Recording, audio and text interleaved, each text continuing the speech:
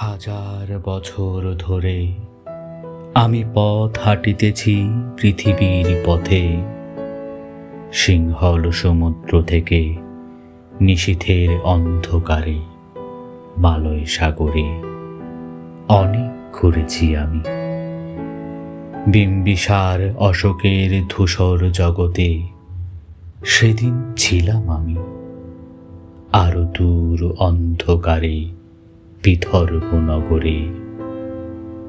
আমি ক্লান্ত প্রাণেক, চারিদিকে জীবনের সমুদ্র সভেন আমারে দুদণ্ড শান্তি দিয়েছিল নাটোরের বনলতা সেন।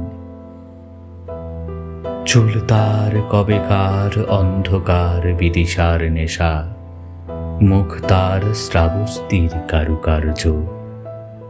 অতিদূর সমুদ্রের পর হাল ভেঙে যে নাবিক হারায়েছে দিশা, সবুজ ঘাসের দেশ যখন সে চোখে দেখে দারুচিনি দ্বীপের ভেতর, আমি দেখেছি তারে অন্ধকারে। বলেছেন সে,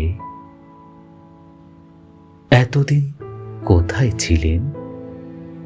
পাখির নীড়ের মতো চোখ তুলে নাটোরের বনলতা সেন। সমস্ত দিনের শেষে শিশিরের শব্দের মতো সন্ধ্যা আসে, টানার রৌদ্রের গন্ধ মুছে ফেলেছি।